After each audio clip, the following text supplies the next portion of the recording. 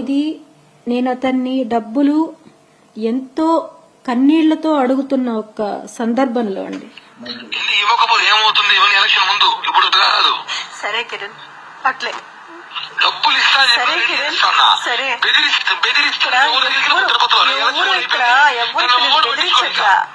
ఎవరు నిన్ను బెదిరించట్లా. ఇచ్చి ఇచ్చి నా పిల్లల లైఫ్ నేను నాశనం చేసుకున్నా. నువ్వు ఈ రోజు ఇలా మాట్లాడుతున్నావు. నాకు అప్పించావు, నువ్వు అప్పించినావు, చెప్పించావు వచ్చినప్పుడంతా. కిరణ్ రాయల్ ఇది నీకు అప్పిస్తున్నావు, తిరిగి ఇవాళ చెప్పున్నావా? చెప్పలేదు కాబట్టి దేవుడు నీకు నరకం శిక్ష చేసినాడు. ఇప్పుడు కాదు శిక్ష నీకు, నీకు పడతాది పెట్టు. తట్టుకోలేరు కుటుంబం. చూద్దాం. ఇది ఒక ఉదాహరణ, ఇది ఒక ఉదాహరణ మాత్రమేనండి. ఇలా నేను డబ్బులు అడిగిన ప్రతిసారి అతను నన్ను బెదిరించేది. ఇవి నా దగ్గర ఇంకా చాలా ఇంకొక అమ్మాయి ఉన్నాయండి. అవి నేను బయట పెట్ట తలుచుకోలేదు వాటిని.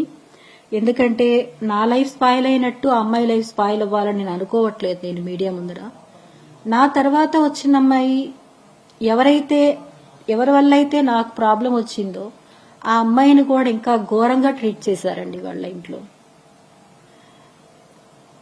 ఇతను ఫ్యాక్ట్ గా చెప్పాలంటే డబ్బులు ఉన్నంత వరకు వాళ్ళతో ఉంటాడండి. ఇతను డబ్బులు అయిపోయింది అంటే వాళ్ళని ఏదో ఒక సాకు చెప్పి వదిలించుకొని ఇంకో కొత్త అమ్మాయిని చూసుకోవడం అతను ఒక నేచర్ అంతే. మానస అనే అమ్మాయి లైఫ్ నే స్పాయిల్ చేశాడు. ఆ అమ్మాయి బిడ్డను కూడా అమ్మాయికి దూరం చేశాడు.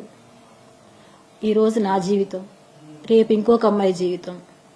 ఇదే అండి అతని లైఫ్.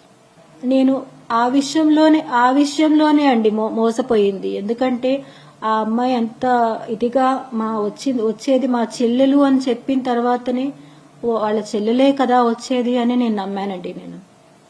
నాకు అప్పుడు తెలియదు మానస అనే అమ్మాయితో ఇలా ఉంది అని. నాకు అప్పుడు తెలియదు.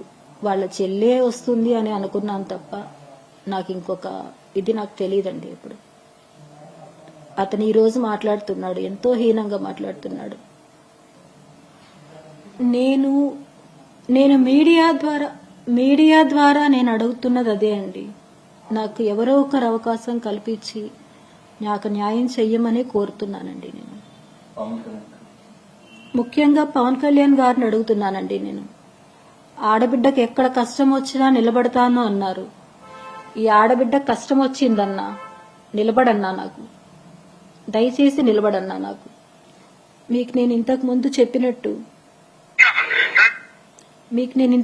చెప్పానండి. ఇంతకుముందు నేను మీకు చెప్పాను అతను వీడియో రికార్డ్ ఇమ్మని. మీరు అడిగారు కదా వీడియో రికార్డ్ మీరు ఇచ్చున్నారు అని. అతను ఇమ్మని చెప్పి ఫోర్స్ చేసిన వీడియో క్లిప్స్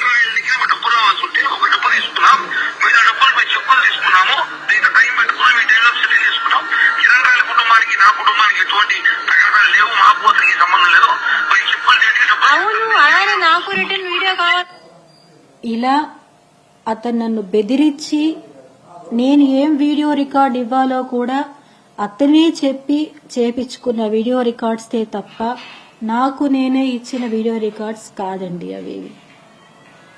అతను మాట్లాడాడు నిన్న మీడియాలో, నేను చూశాను. మా అమ్మ వాళ్ళ ఇంటి గురించండి.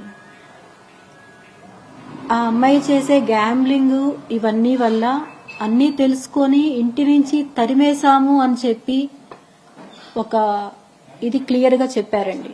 మా నాన్న ఒక టీటీడీ డ్రైవర్ అండి, చాలా గొప్ప వ్యక్తి. ఆయన కుటుంబ సమస్యల వల్ల ఇల్లు అమ్మి వేరే చోటికి వెళ్లారండి.